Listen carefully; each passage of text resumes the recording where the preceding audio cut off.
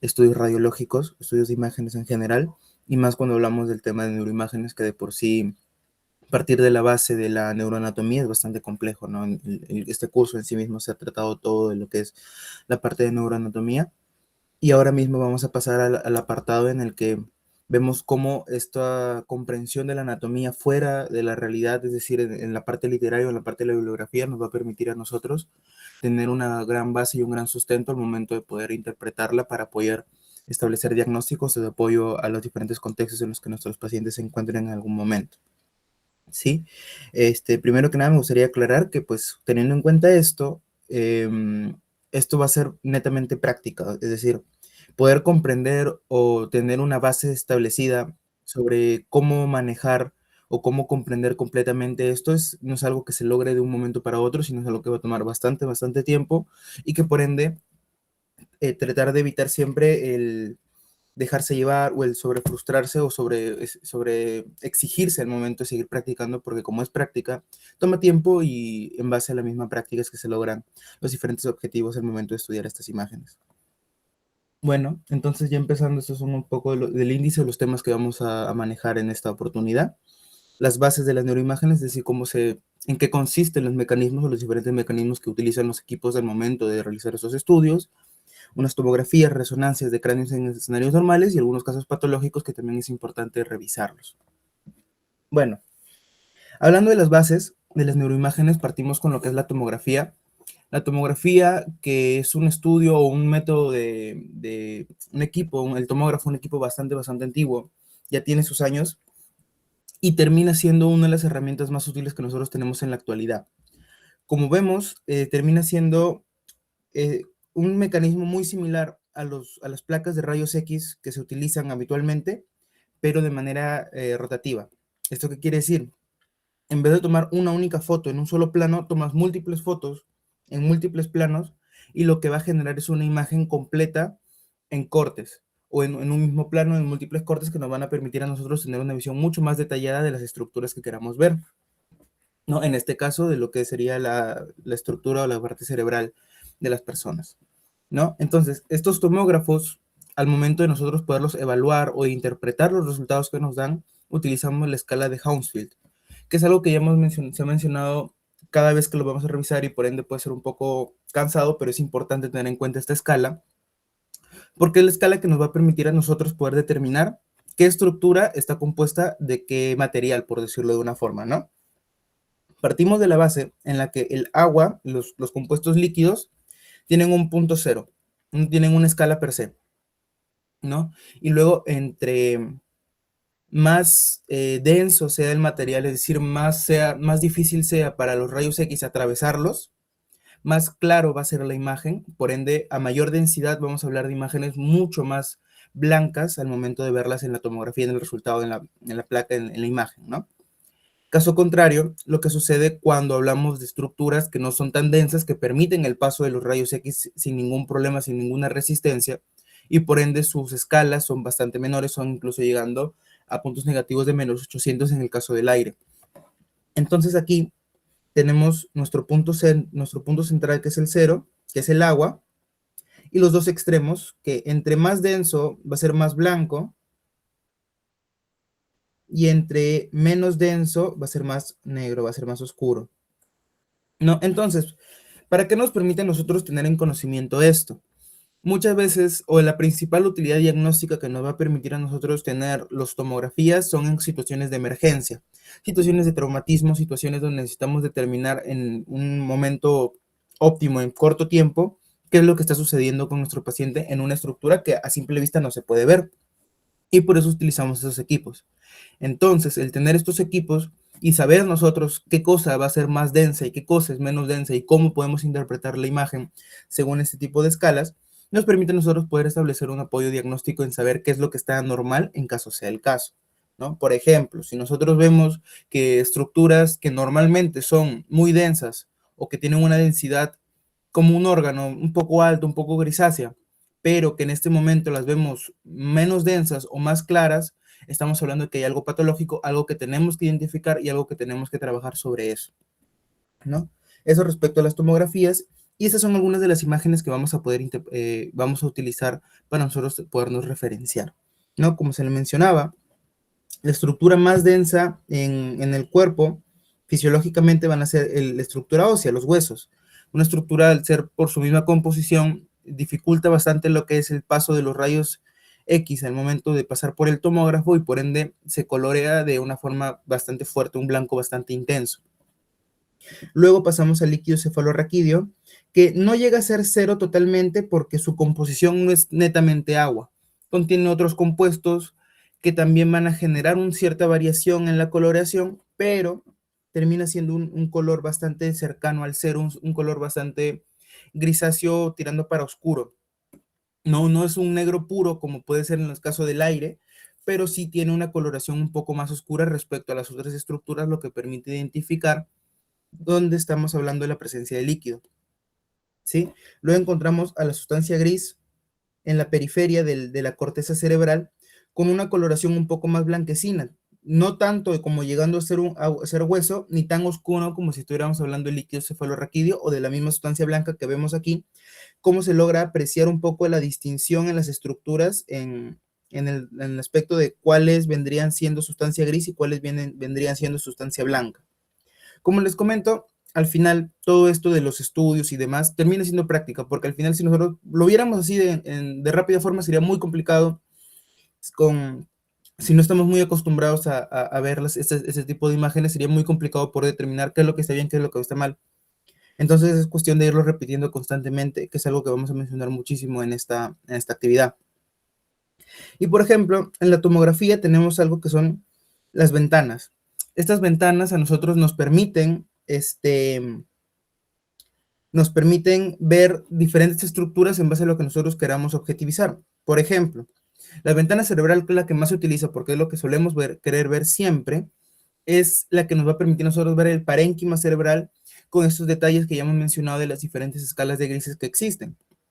Mientras que la ventana ósea se centra principalmente en la distinción en las escalas dentro de las estructuras óseas, ¿no? Haciendo incluso una diferenciación entre lo que vendría siendo el hueso compacto y el hueso esponjoso en la imagen, ¿no? Aquí en la ventana ósea, claro, no logramos ver para nada lo que vendría siendo el parénquima cerebral, pero sí las estructuras óseas que comprenden toda la parte del cráneo. Incluso en esta línea y media podemos ver ligeramente la hoz del cerebro, entonces vemos que esta podríamos utilizarla principalmente para escenarios de fracturas y poder determinar alguna fractura que pueda ser no muy pequeña, pero que esté generando una sintomatología importante en nuestros pacientes. Mientras que la ventana cerebral, que es la más utilizada, nos permite ver las estructuras y la normalidad o integridad del parénquima, que va a ser lo que vamos a evaluar principalmente. Y luego pasamos a la resonancia magnética. ¿Qué es lo que sucede con la resonancia magnética y por qué termina siendo una herramienta muy útil cuando queremos hacer estudios mucho más profundos o mucho más detallados? La resonancia, para ponerlo en términos simples de su funcionamiento, utiliza imanes. Utiliza compuestos que establecen unas vibraciones a nivel de los iones que están dentro de nuestro organismo y establecen estas vibraciones de manera constante que generan una imagen posteriormente que es captada por el resonador, no por el mismo equipo. Por eso, dentro de las contraindicaciones para utilizar el resonador o la resonancia magnética, están las personas que tengan elementos metálicos implantados de manera permanente, por un tema de que, pues, al momento de nosotros meterlos en el resonador, el imán va a jalar y podrían haber complicaciones significativas en ese tipo de escenarios. Entonces, hay que tener bastante cuidado en ese tipo de casos. Y siempre, pues, que vayamos a realizarle un procedimiento de este tipo a los pacientes, preguntarles si ellos tienen o no tienen algún trasplante, algún implante, alguna prótesis que sea, algún marcapasos que pueda generar algún tipo de problema al momento de realizar el procedimiento, ¿no? Y en esta imagen nosotros vemos un poco de las diferentes vistas que nos van a dar los dos principales estudios de imágenes al momento de hablar del parénquima cerebral, ¿no? La, la tomografía computarizada que ya hemos mencionado, donde la mayor intensidad viene siendo a nivel del hueso, ¿no? Y entonces esta densidad la vamos a ver en la imagen de acá, la normalidad que ya hemos revisado en este momento, ¿no? Pero luego la resonancia magnética tiene como característica que tiene múltiples vistas, ¿no? T1, T2 y la vista FLAIR, que van a depender de qué es lo que nosotros queramos ver con mayor facilidad, ¿sí? Qué es lo que nosotros queramos detallar al momento de ver la imagen, y eso es lo bonito que tiene la resonancia, que si bien es un procedimiento que demora mucho más tiempo, no, porque las tomografías en un lapso de 10 minutos, 15, 20 minutos, suelen salir porque es una foto como muy similar al procedimiento que se lleva a cabo en las radiografías. Las resonancias, por lo mismo que te dan una imagen mucho más detallada, necesitan de dos aspectos principales: mucho tiempo y que el paciente no se mueva, porque si se está moviendo, la imagen va a salir pues mal y vamos a tener que repetir el proceso. Por eso también es a veces complicado realizar este tipo de procedimientos en niños o en personas muy ansiosas en espacios pequeños, porque los resonadores, si alguno ha tenido la oportunidad o ha vivido en la situación en la que ha tenido que estar dentro y le han realizado una resonancia, saben que hacen mucho ruido, es un espacio bastante angosto y demás, y genera mucha inquietud en las personas, que genera que se muevan, y por ende la imagen luego sale mal. Pero en los casos en los que la imagen sale bien, podemos contar con estas vistas. ¿Qué es lo interesante? Que cada vista va a enfatizar o va a enfocar principalmente algo, ¿no? Para empezar, vemos que como compuesto, como característica principal de las tres vistas que nos brinda la resonancia, tenemos de que el hueso prácticamente no se logra ver.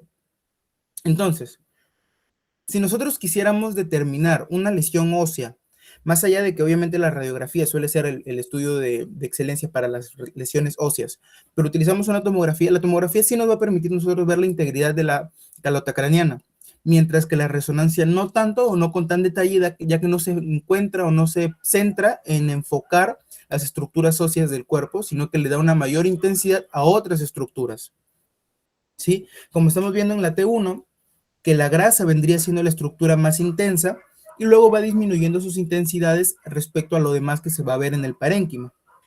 Caso contrario, por ejemplo, en la T2, que la T2 nos permite ver principalmente líquido. Eso que antes lo íbamos a ver en un puntaje de 0, un color bastante oscuro dentro de la escala de grises, ahora, al momento de verlo en la resonancia, lo vemos hiperintenso. Eso es otro punto de aclarar.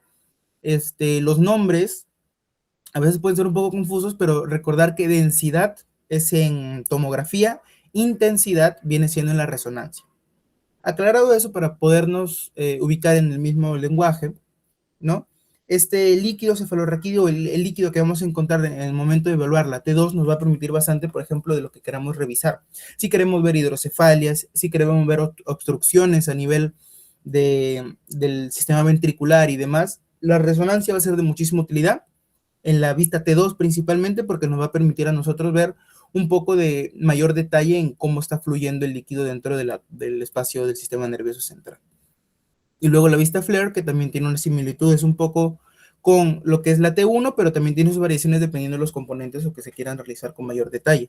Entonces, si tuviéramos que establecer unas principales diferencias entre una y otra, va a ser la calidad de detalle que nos brinda la resonancia respecto a la tomografía, ¿no? Entonces, teniendo en cuenta eso, nosotros ya vamos a poder ir determinando qué es lo que queremos revisar y qué es lo que vamos a solicitar.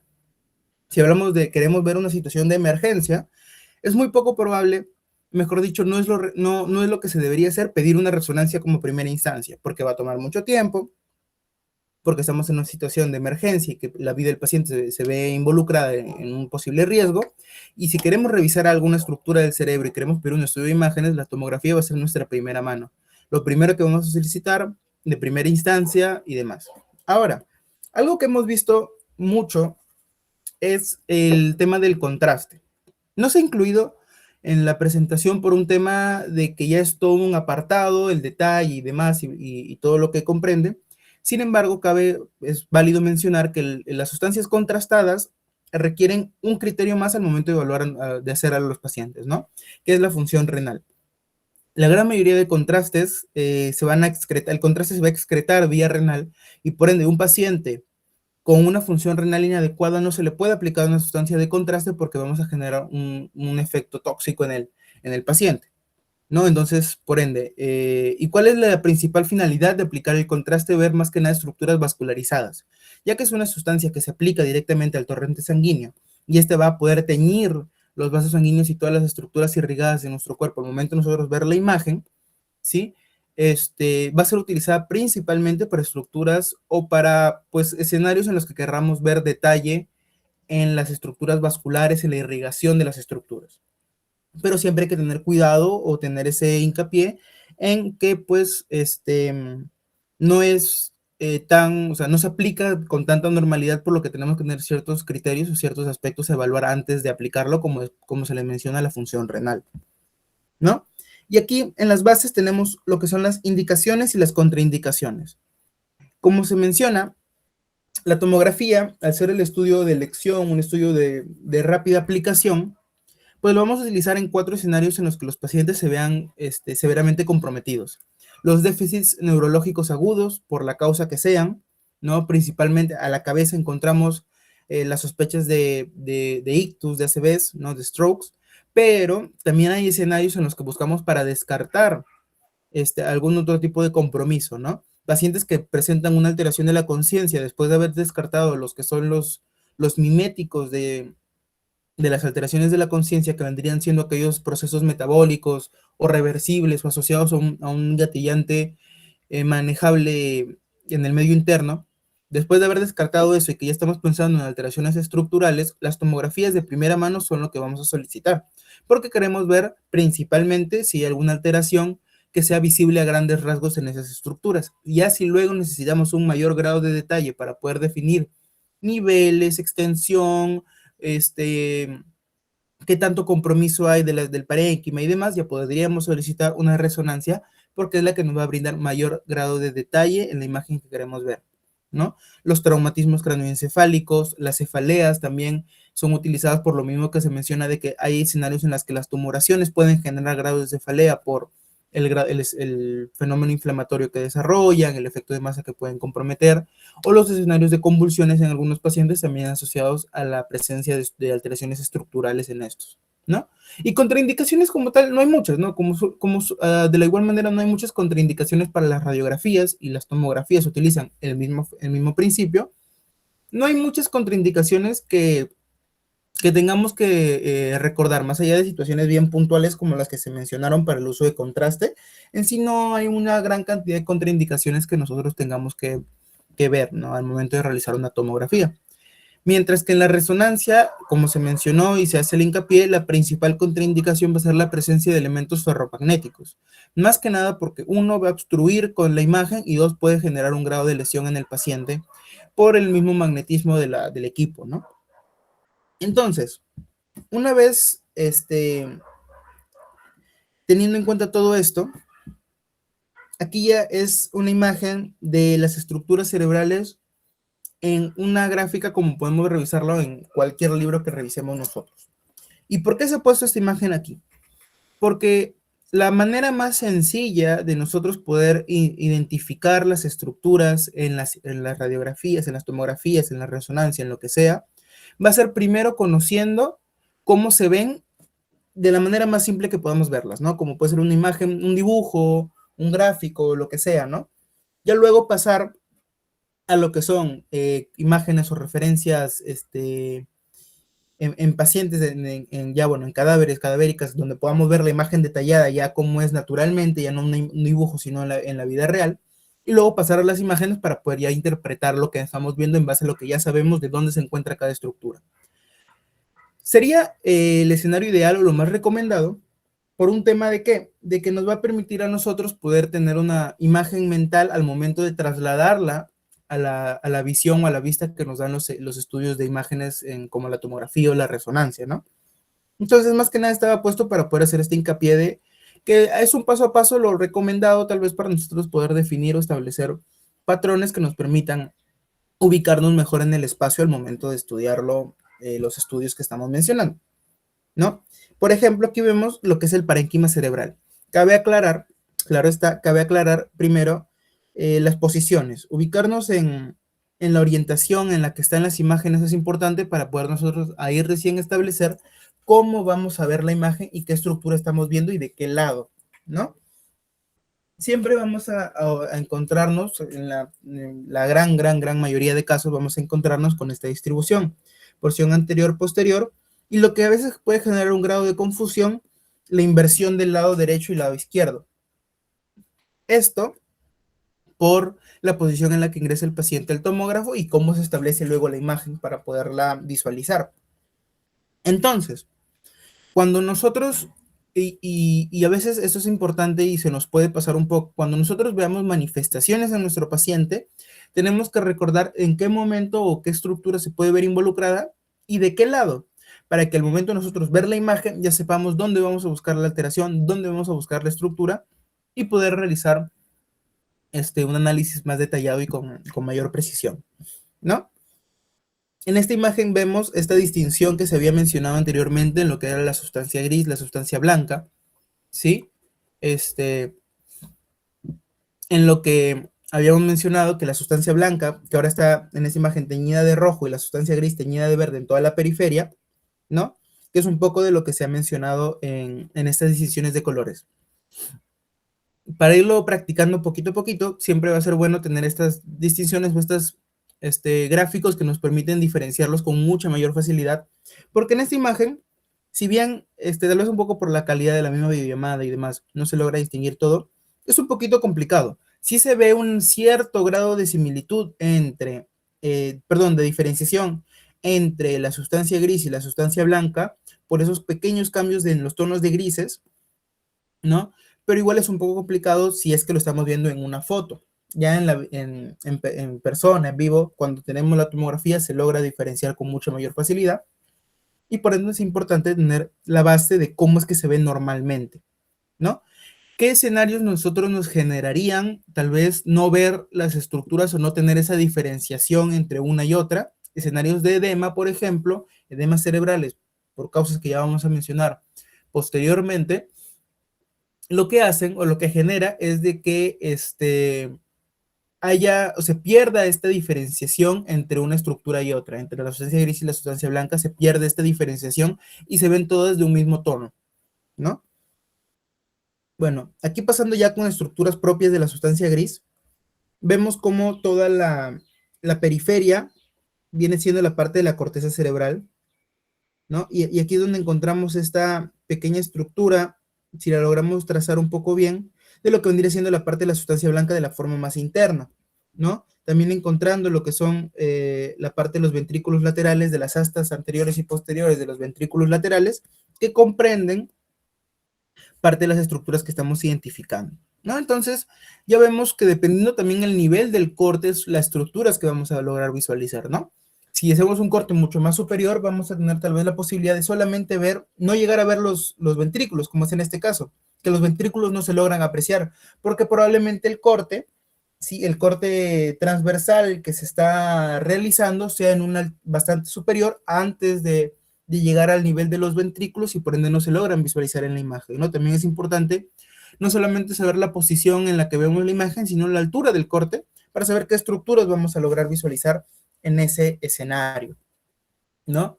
Entonces, también teniendo en cuenta esto, pues en este caso vemos los ventrículos laterales, las astas anteriores, las astas posteriores, y en esta imagen de acá logramos ver estructuras como pueden ser el núcleo caudado, ay, un momentito, ya, el núcleo caudado, el núcleo lenticular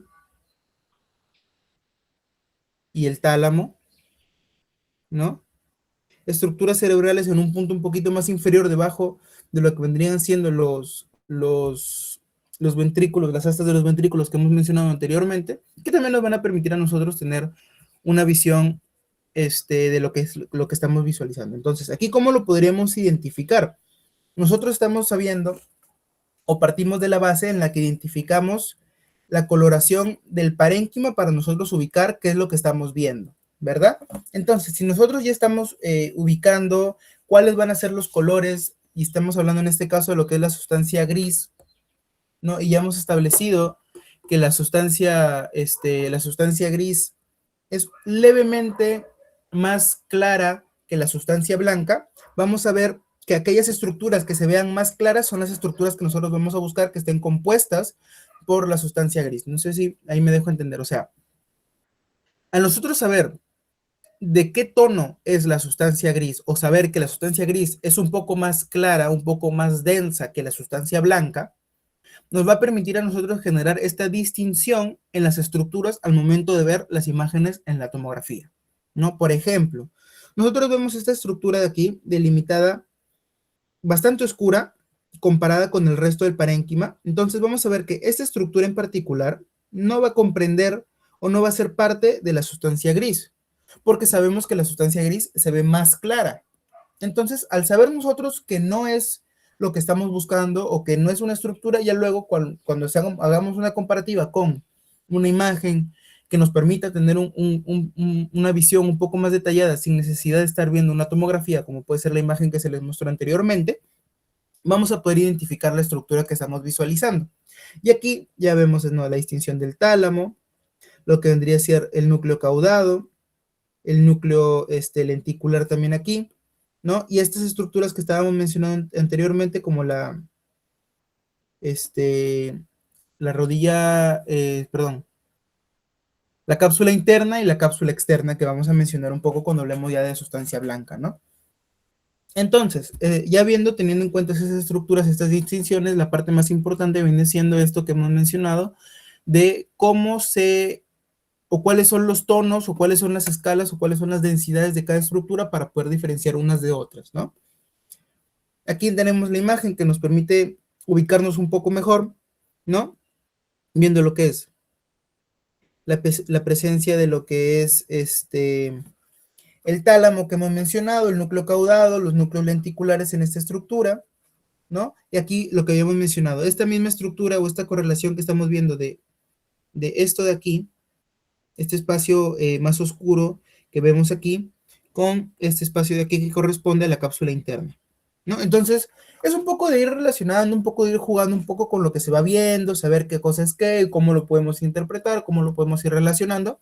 Y como les digo y les repito, es el tema de la práctica, la frecuencia, el estar viendo imágenes, el poder ir identificando poco a poco, ir practicando, hasta que llegue un punto en el que ya sepamos con mucha facilidad no solamente qué estructura estamos viendo, sino cuál es la alteración que estamos viendo en la imagen. Aquí pasamos con lo que es la sustancia blanca, ¿no? Lo que se mencionó nuevamente. Partimos de la base. La sustancia blanca es más clara o más oscura que la sustancia gris. Ya sabemos que la sustancia blanca va a ser más oscura. Ok, sabemos que ahora las estructuras que nosotros querramos ver en sustancia blanca tienen que ser estructuras más oscuras. Ok, hasta ese punto estamos perfectos. Ya. En esta imagen vemos que este tono, ¿sí? Este tono de aquí, este es más denso que estos tonos de aquí. Entonces ya sabemos que toda esta estructura de acá, por delimitarla de cierta forma, ¿no? Aquí, aquí, aquí también. Todas estas estructuras vienen siendo lo que son estructuras de la sustancia, blanca.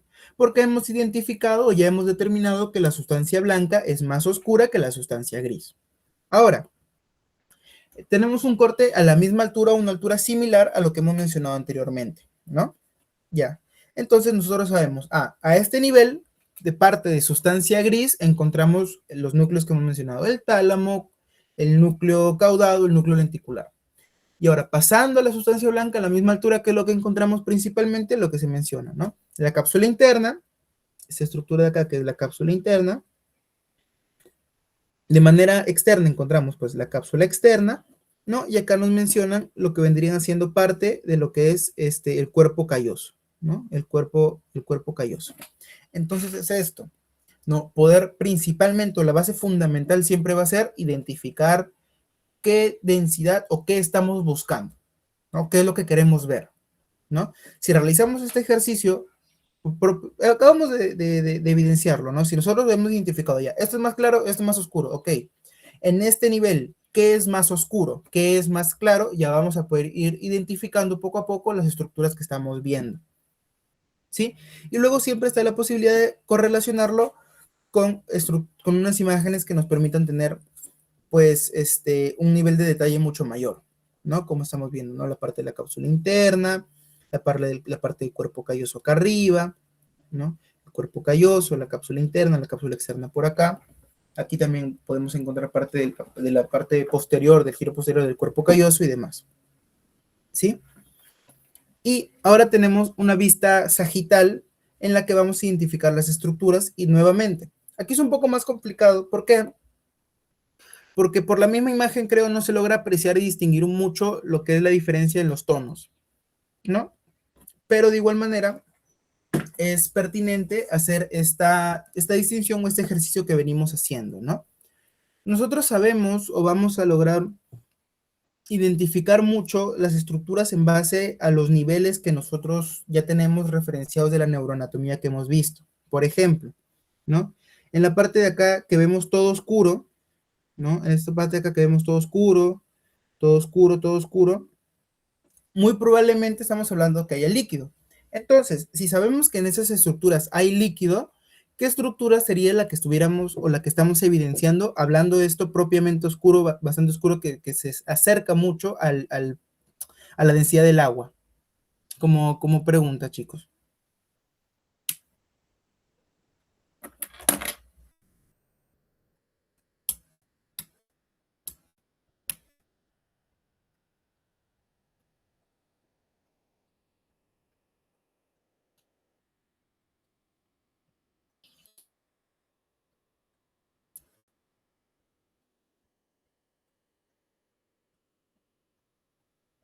Ya.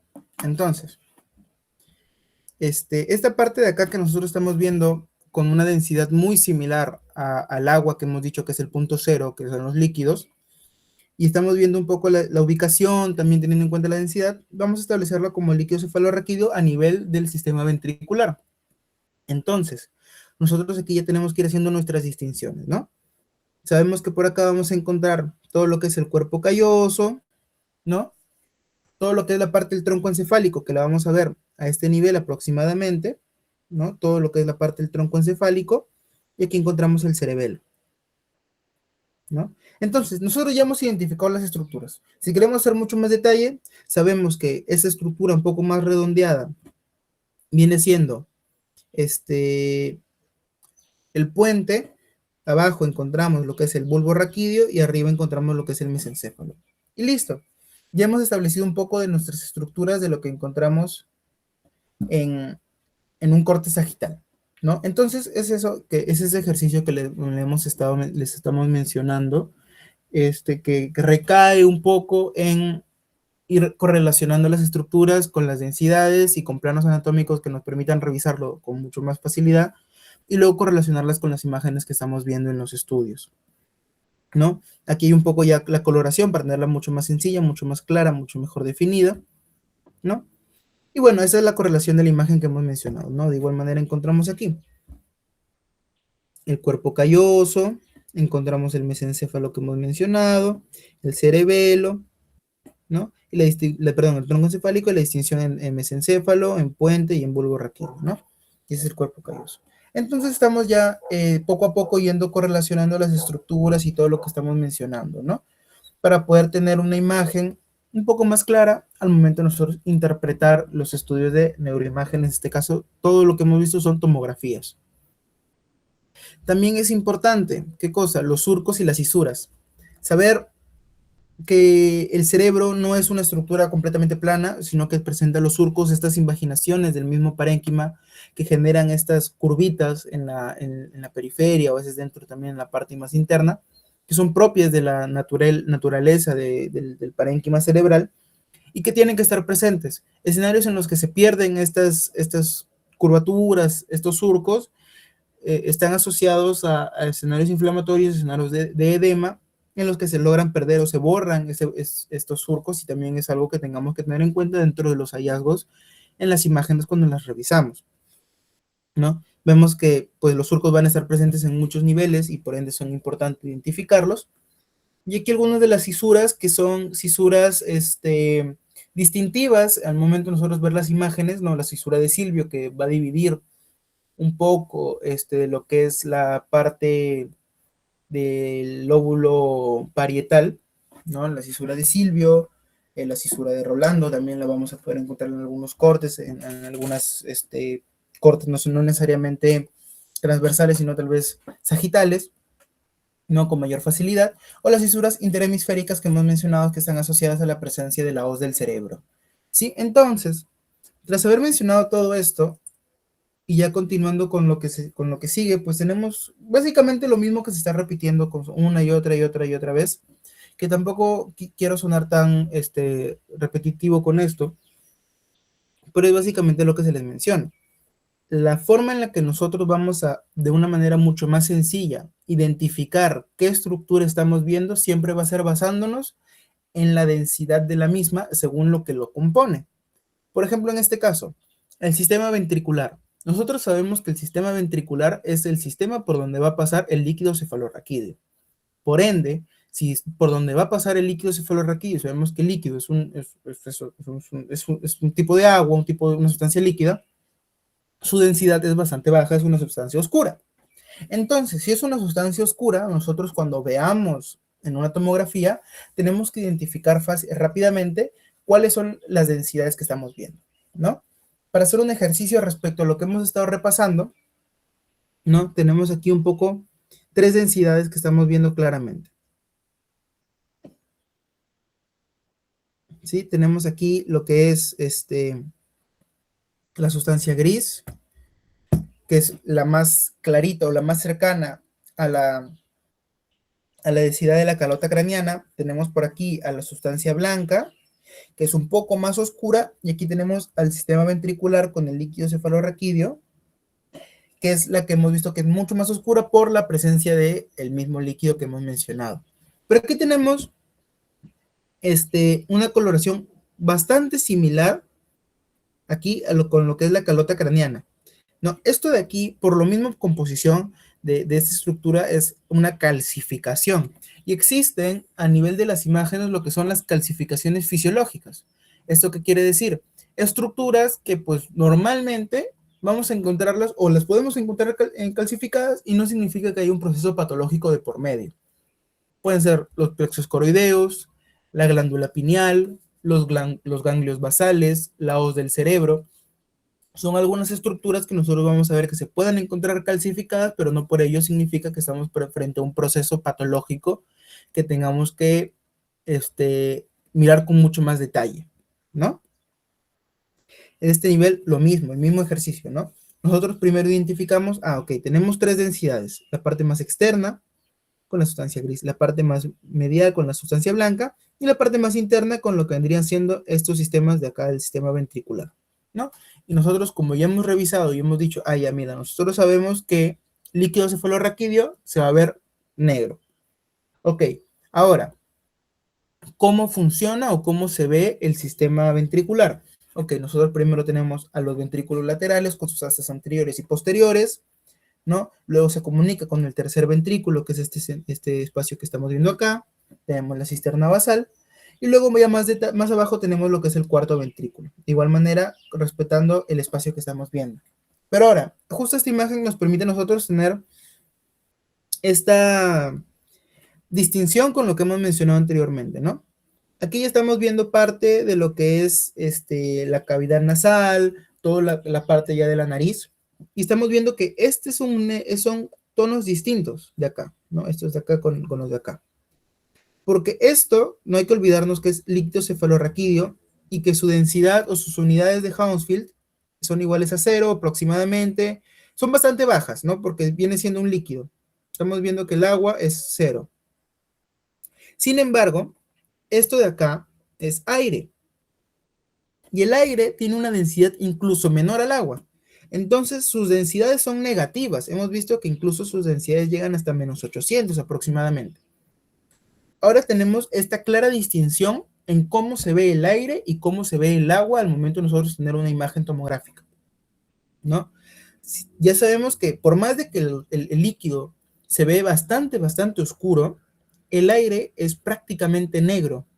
El fondo de la imagen es del mismo tono que el aire, porque es negro, no hay nada alrededor que oponga una resistencia, una densidad que se oponga al paso de los rayos X. Cosa que en el líquido, por más que tenga una densidad pues bastante baja, sí va a haber un cierto grado de resistencia, generando que sea más que un negro, un gris muy oscuro. Nosotros decimos negro para poder facilitar la comprensión, pero más que un negro como tal, es un gris bastante oscuro, casi llegando al negro, pero el negro per se es el aire. Entonces, justo esta imagen nos ha permitido a nosotros tener o poder realizar esta distinción con mucha mayor facilidad, ¿no? Aquí vemos lo que son los territorios vasculares, que es algo muy importante que nosotros tenemos que reconocer, ¿no? Según el nivel en el que se haga el corte de lo que es la imagen, ¿sí? Según el nivel en el que nosotros hagamos el corte de la imagen, vamos a poder encontrar la presencia de qué parte o qué arteria cerebral es la que está irrigando la estructura que estamos viendo. ¿A qué nos referimos con esto? ¿No? La gran mayoría del territorio cerebral o del parénquima cerebral va a estar irrigado por la arteria cerebral media. La consideramos un vaso de gran calibre. ¿Y para qué? Esto es un detalle que quiero que guardemos ahorita para poderlo rescatar un poco más adelante cuando pasemos a los escenarios patológicos. La arteria cerebral media, como un vaso de gran calibre, agarra o abarca una gran cantidad de territorio.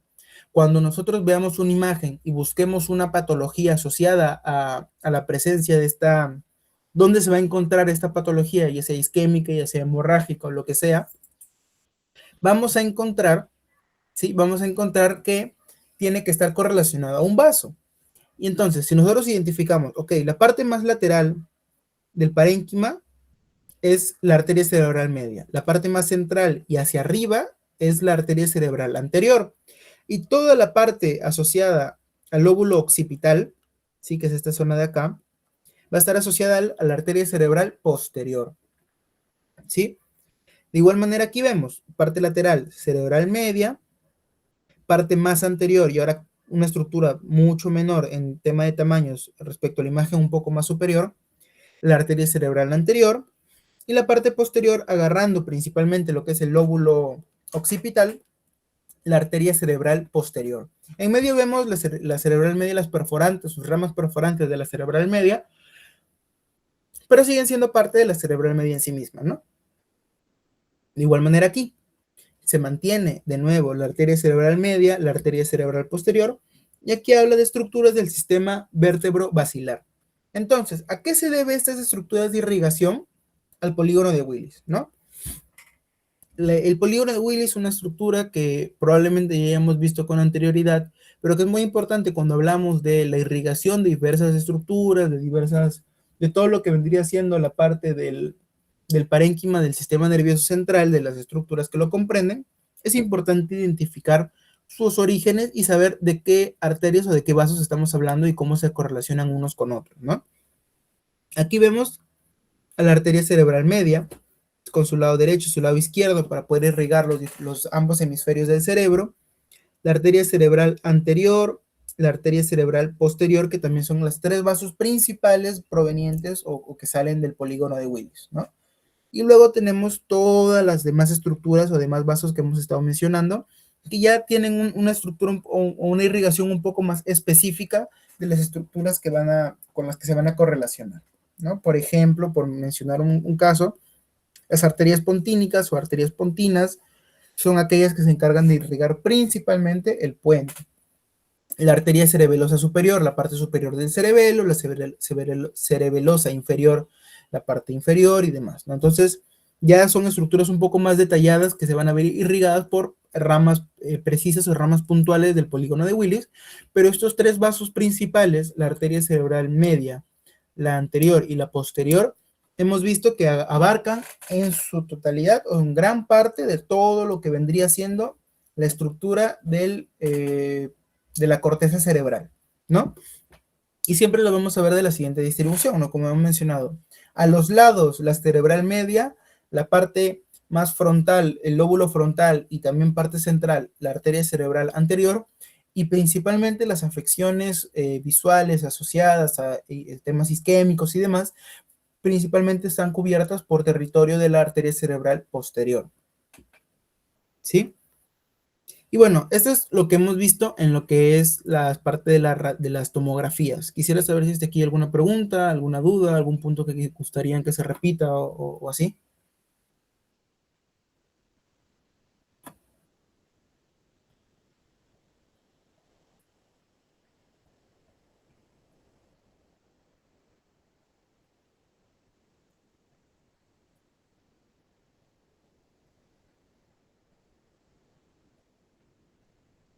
Ok, entonces, ¿en qué tipo de corte es más difícil de detectar las partes? Bueno, ahí va a depender un poco de, de cada persona, pues, ¿no? O sea, de cada evaluador. Siempre existe el tema con los estudios de imágenes que suelen ser evaluador dependientes. ¿Esto qué quiere decir? La técnica o la expertise que tenga el evaluador van a depender mucho en qué es lo que se logra evidenciar. Esto, si bien tiene mucho mayor peso en estudios como pueden ser las ecografías, que literalmente es el evaluador el que va tomando la imagen con la mano, en este tipo de cosas la interpretación depende también del evaluador. Por eso mismo existe una especialidad única y exclusivamente para interpretar imágenes radiológicas, que es los radiólogos, ¿no? Se encargan de tomarlas, interpretarlas y establecer un diagnóstico base de lo que puede servirle de utilidad al clínico que ha solicitado el estudio o al cirujano que ha solicitado el estudio, lo que sea, ¿no? Entonces, a mi perspectiva o mi forma de verlo, el corte sagital a mí me resulta un poco más complejo, ¿no? Puede que a otras personas les resulte con mucha mayor facilidad, porque también en el corte sagital hay que recordar que al ser un corte que nos muestra todo el sistema nervioso, prácticamente toda la parte del encéfalo corte de una vista completa, ¿no? Es un poco más difícil generar esta distinción entre los tonos de las densidades que hemos mencionado, ¿no? Todos estos cortes axiales transversales que hemos estado viendo, al ser un corte por niveles, nos permite detallar mucho más las estructuras que queremos ver, pero también tienen una finalidad distinta, porque en esta nosotros lo que queremos ver son estructuras específicas que se puedan ver involucradas, ¿no? Los núcleos, las vías que hemos mencionado, los vasos o las regiones según las tres ramas principales que hemos mencionado también, cómo se van a ver involucradas, cómo se van a ver perjudicadas por algunos escenarios de patologías que vamos a ver posteriormente. Mientras que en la vista sagital, al ser una visión mucho más amplia, mucho más completa, pierde este grado de detalle que de por sí la tomografía no te brinda tanto detalle. Este pequeño grado de distinción que podríamos hacer antes con los cortes axiales, la vista sagital no te lo brinda. De igual manera, algo que no he visto mucho, al menos no en la bibliografía que se ha revisado, que se utilizan los cortes coronales para ese tipo de situaciones, ¿no? Porque también tienen que estar correlacionados con alguna situación en particular que se quiera evaluar, ¿no? Entonces, no existe como tal un corte mucho más difícil que otro, va a depender mucho de qué es lo que se quiere evaluar, qué es lo que se quiera ver, y también va a depender un poco de cada persona al momento de visualizarlo. El más utilizado y por ende tal vez el que tiene mayor cantidad de ejemplos y tal vez por eso mismo mayor facilidad de poderlo revisar son los cortes transversales, ¿no? Los cortes axiales. Ya que estos cortes pues son los que nos permiten a nosotros ver las cosas por niveles y al verlas por niveles nos podemos nosotros identificar estructuras con mucha mayor facilidad. Sí, no sé si esto responde un poco tu pregunta, Miguel. Ya, perfecto. Entonces, si no hay otra duda o si tienen alguna otra duda la pueden hacer por el chat, no hay ningún problema. Pasamos ahora con la parte de la resonancia. Como habíamos mencionado, la resonancia tiene como característica respecto a la tomografía que es un estudio mucho más detallado. Toma mucho más tiempo hacerlo. No es un estudio de emergencia o no suele ser un estudio utilizado por la emergencia por el mismo tiempo que demora realizar el estudio. Y su característica principal es estas diferentes versiones o visiones que nos da, ¿no? Según lo que queramos visualizar con mayor facilidad, ¿no? Como puede ser la parte líquida en la T2, la parte estructural en la T1, esta disminución o esta ausencia de lo que vendría siendo las estructuras óseas que en la tomografía sí vemos, ¿no? Y de igual manera, tenemos estas imágenes, por ejemplo, es una visión T2 en un corte axial, no un corte transversal. T2, ¿por qué lo identificamos? Porque logramos ver con gran cantidad de brillo, una mayor intensidad, todo lo que vendría siendo la parte líquida, ¿sí? Y aquí podemos ir identificando estructuras que si logramos prestar atención a lo que queremos ver, vemos que hay un gran nivel de detalle en la separación entre una estructura y otra, ¿no? Antes que ¿cómo se llama esto? En la tomografía era un poco más complicado porque si bien había una escala de grises un poco clara, a veces era un poco confuso saber cuándo terminaba o cuándo empezaba una estructura respecto a otra y así.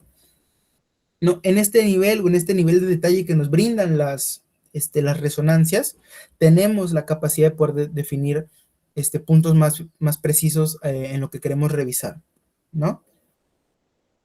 De igual manera, aquí vemos un poco de las distinciones de los puntos de corte que estamos viendo, ¿no? Las estructuras que se van atravesando, ¿no? Y aquí una vista, lo que vendría siendo un corte sagital, ¿no? Que aquí, por ejemplo, si se logra hacer esta distinción muchísimo más precisa respecto a la tomografía. Entonces, aquí en la tomografía, esta es una tomografía en un corte sagital, sí, en un corte sagital de lo que vendría siendo el parénquima en una tomografía. ¿Se logra apreciar la estructura? Sí. A grandes rasgos nos permite nosotros, si queremos ver una estructura muy general, una visión muy general de lo que es el parénquima, cómo se encuentra, ¿lo podemos ver con una tomografía? Sí. Pero si queremos identificar cosas con muchísimo mayor detalle, lo ideal sería pasarnos a una resonancia. Y aquí se logra ver y apreciar totalmente o de una mejor manera esta diferencia que queremos ver entre una resonancia y una tomografía, ¿no? La resonancia tiene un nivel de detalle impresionante. Logra diferenciar las estructuras, logra diferenciar los puntos en los que pasa de una estructura a otra, no confunde o no tiene esa superposición en los tonos de grises entre estructuras vecinas, ¿no? Y cosa que a nosotros nos permite identificar si hay alteraciones específicas o tumoraciones específicas en algunos puntos, identificarlas con una precisión mucho mayor para poderlo trabajar, ¿no? Previo a procesos quirúrgicos, por ejemplo, se podría realizar una resonancia para saber exactamente el punto con el que se quiere trabajar y demás, ¿no? Mediante en qué procesos más de emergencia, mucho más prontos, por ejemplo. Una de las indicaciones principales en las que se hace una tomografía en la gran mayoría de casos es en pacientes a los que les vamos a realizar una punción lumbar. Porque nosotros, ¿qué es lo que queremos ver? Que haya algo que esté generando masa. No sabemos qué cosa sea, no sabemos qué tan grande sea, no podemos determinar tan fácilmente de dónde a dónde va, qué estructuras se ven involucradas, qué vasculatura se ve involucrada. Esos son detalles que no vamos a poder definir con tanta facilidad en una tomografía. Si nos encontramos con un experto en el área, probablemente lo pueda hacer, pero de manera rápida para lo que nosotros necesitamos en la tomografía en ese instante es saber si hay algo que haga efecto de masa, que al nosotros retirar líquido cefalorraquídeo genere un enclavamiento del tronco encefálico. Punto. Por eso las tomografías son más asociadas a procesos de emergencia. Ahora, si nosotros ya sabemos que tiene una masa, pero queremos ver los límites, los bordes, qué estructuras comprende, de dónde a dónde va y demás, ya podríamos pedir una resonancia que nosotros nos permita pues tener ese nivel de detalle como estamos viendo en la imagen, ¿sí? Entonces es lo que hemos estado mencionando, pues, ¿no? Este nivel de detalle, estas estructuras o estas variaciones dependen muchísimo de cuál sea el objetivo que nosotros querramos obtener con el estudio de imagen que estamos viendo, ¿sí? Y ahora, para pasar a las patologías que vamos a mencionar, tres escenarios principales, si no me equivoco, quisiera que tengamos en cuenta un pequeño caso. Dice, tenemos un paciente masculino de 68 años que tiene como antecedente fibrilación auricular que no está anticoagulado. Es traído a emergencia por sus familiares tras presentar súbitamente debilidad en el hemicuerpo derecho y afasia global. Tiene una escala de NIS, que es una escala utilizada para establecer el funcionamiento neurológico de los pacientes, de 16 puntos y un tiempo de evolución de 90 minutos. Ok. Ante esto, me gustaría que podamos participar en el chat de la reunión, o prendiendo su micrófono, levantando la mano, como ustedes gusten. Ustedes, primero, ¿qué creen que sea la patología que presenta el paciente y qué es lo que solicitarían? A ver, les damos un momentito para ver para que podamos comentar. Y si no lo tienen tan seguro, pues no tengan miedo en escribirlo, claro. Ya van escribiendo María José, una CB, una CB, una tomografía, exacto. ¿Pedirían esa tomografía con contraste o sin contraste? Para empezar, en una situación así de emergencia. Con contraste. Ok, a ver. María José, ¿por qué solicitarías con contraste? Y Luciana, ¿por qué lo solicitarías sin contraste? ¿Alguna idea? hay que recordar un poco de la utilidad del contraste, ¿no? La utilidad del contraste viene siendo más que nada para ver estructuras vasculares. Y sí, nosotros estamos viendo que los procesos de isquemia o los procesos de shock tienen que ver con el apartado vascular. Pero los estudios más recientes nos permiten, bueno, las guías más recientes nos incitan a que nosotros solicitemos de primera mano sin contraste para poder diferenciar exactamente eso que mencionamos, un cuadro isquémico de un cuadro hemorrágico. Como el contraste detalla la parte vascular, sí o sí vamos a ver los vasos involucrados, pero muy difícilmente vamos a poder identificar si es algo isquémico o algo hemorrágico porque todo se va a ver teñido porque está vascularizado, ¿no? Entonces, en una CB, en una situación de emergencia, el primer estudio que se solicita es una tomografía sin contraste, ¿ok?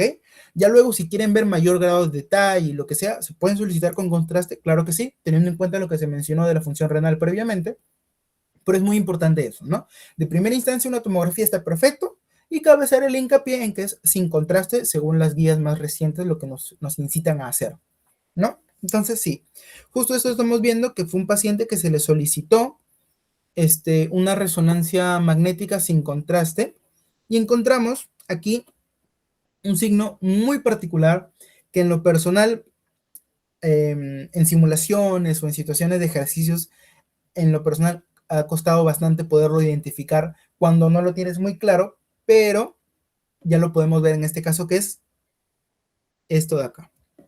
¿Alguno tiene alguna idea, alguna noción de qué es eso que se acaba de señalar, que está señalado por la flechita, también subrayado en rojo? El signo de la cuerda, perfecto. En palabras muy sencillas, ¿qué es el signo de la cuerda, María José? Sí, sencillito, una oración sencillita, ¿qué es el signo de la cuerda? O alguien más, si tiene alguien más que pueda hacer el aporte o que tenga la idea de qué es el signo de la cuerda, así súper, súper puntual, súper sencillo, adelante. Oclusión de grandes vasos, un coágulo, perfecto.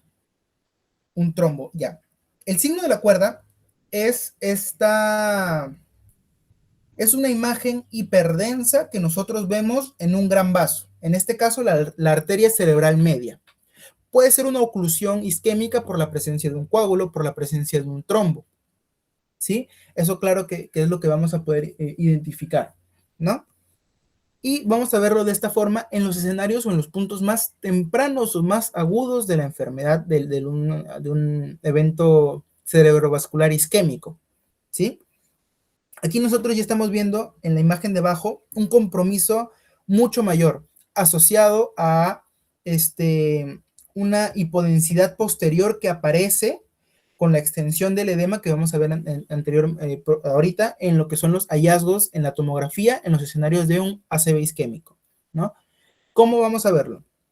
En un inicio se mencionó que el paciente tenía, esto de acá es importante, 90 minutos de evolución y también que es otro dato muy importante que tenemos que tener en cuenta, probablemente su causa, partiendo paso a paso, su causa sea la fibrilación auricular no anticoagulada, ¿no? Para hacer un pequeño hincapié en cómo funciona esto, es un fenómeno, una de las principales complicaciones de los pacientes con fibrilación auricular recae en que al no estar anticoagulados y el corazón no contraerse de manera adecuada, la sangre se empoza en las cámaras cardíacas y se van formando coágulos, se van formando coágulos sanguíneos, que al final el trombo pues no deja de ser un tipo de coágulo, ¿no? Y este va a viajar por el torrente hasta que se enclava, se emposa o se queda, se atrapa en un vaso sanguíneo y lo ocluye. Cuando lo ocluye, esta falta de flujo sanguíneo genera una isquemia, una disminución en la cantidad de sangre que le llega a un tejido y esto es donde empezamos a ver las manifestaciones. Sí, eso es un poco del fenómeno asociado entre la fibrilación y este caso de un ACV isquémico. Sin embargo, me gustaría que mencionáramos, si el paciente presenta súbitamente debilidad en el hemicuerpo derecho y afasia global, ¿sí? Principalmente la debilidad en el hemicuerpo derecho, al nosotros ver la imagen del paciente, la imagen de la tomografía, ¿de qué lado tendríamos que buscar la lesión? Mejor dicho, teniendo en cuenta estas dos imágenes, asumiendo que estuvieran en el mismo nivel, ¿cuál sería la imagen que nosotros diríamos, esta es la de nuestro paciente? ¿La imagen A o la imagen B?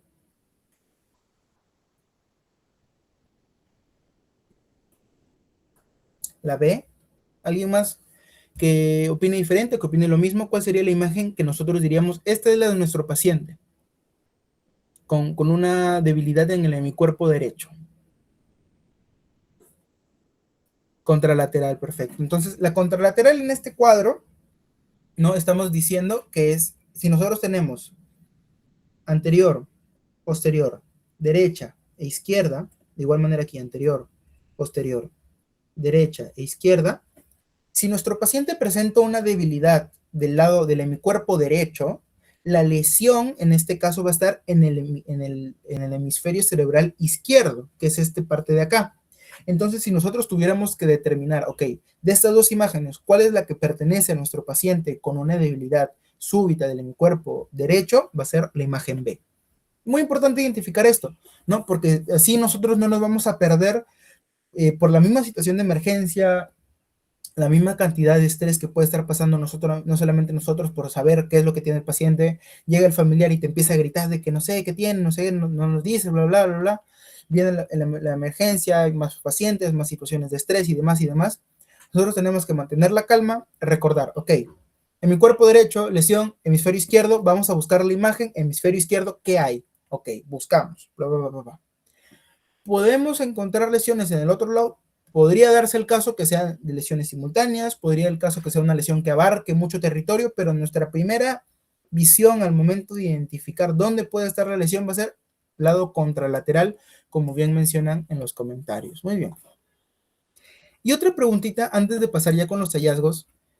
¿Qué es lo que nosotros esperaríamos encontrar o cuáles son estos criterios que nosotros vemos en los pacientes con ACV que nos hacen pensar o sospechar de un ACV? No sé si me dejo entender, o sea, ¿qué tendríamos que nosotros ver en un paciente para decir, uy, le está dando un ACV, le está dando un ictus? ¿Qué veríamos? ¿Qué manifestaciones tendría nuestro paciente para nosotros identificarlo? ¿Alguna idea?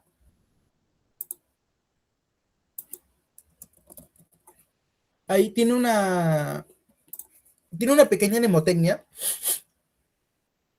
que nosotros podemos utilizar en ese tipo de casos, que es una forma, no solamente para nosotros como personal de salud, sino también para la misma población, no más que nada la población susceptible, como es el caso de este paciente con fibrilación auricular, poderlos instruir en qué es lo que deben buscar o cuáles son los signos que tienen que presenciar o estar alerta de para decir, oye,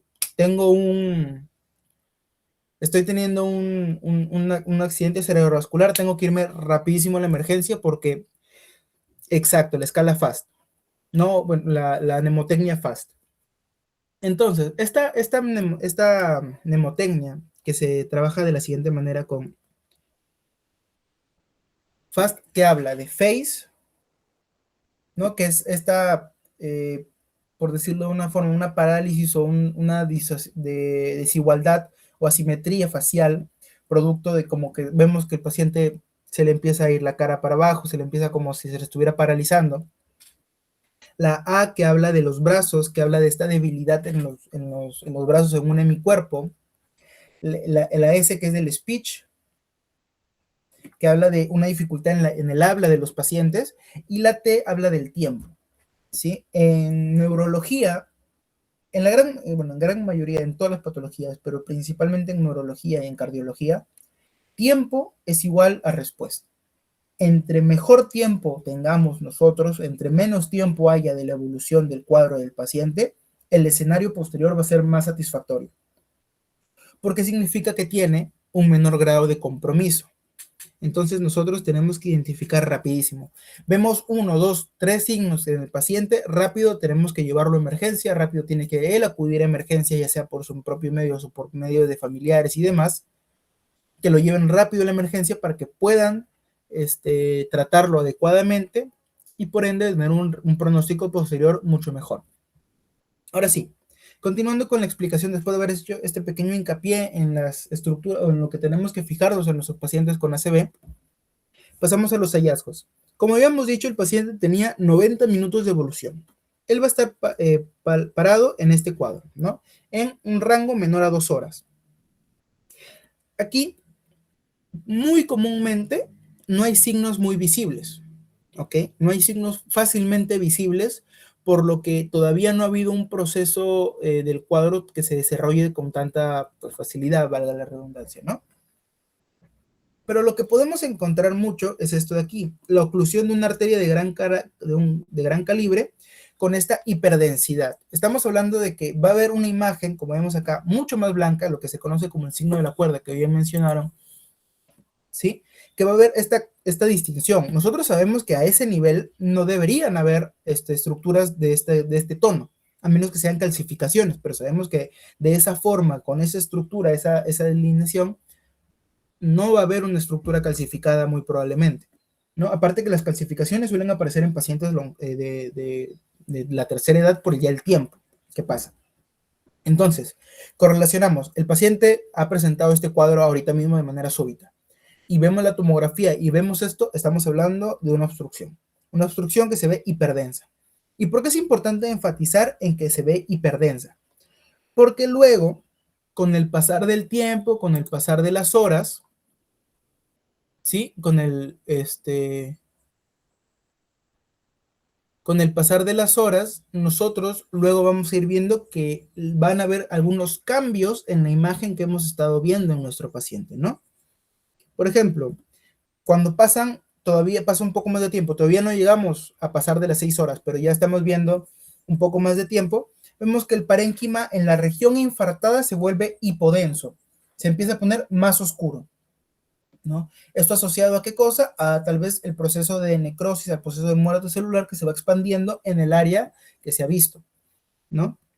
Tenemos la pérdida de distinción córtico-medular, que es esto que se mencionaba anteriormente por la presencia de un edema citotóxico, citogénico, ¿no? Un edema producido por esta muerte celular va a generar estos escenarios de pérdida de distinción de la corteza y la médula. Lo que habíamos dicho que la sustancia gris y la sustancia blanca se distinguen perfectamente o fácilmente por este cambio de densidades, en los escenarios un poco más prolongados se empieza a perder este tipo de distinción.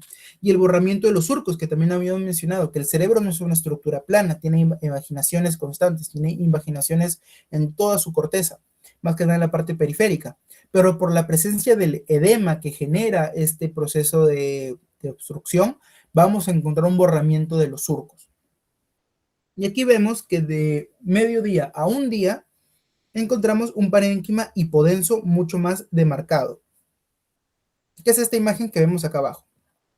Estamos viendo cómo un hemisferio prácticamente se ha visto comprometido de tal manera que se nota completamente la distinción de una estructura con la otra. Entonces, a esto nos referimos con que poco a poco el parénquima va a ir progresando de un estado hiperdenso, como era el signo de la cuerda, a estados más hipodensos. Posteriormente, ya en los 3 a 5 días, es donde encontramos la extensión máxima del edema y un efecto de masa. Aquí está mal escrito, no es defecto, sino es efecto de masa, ¿sí?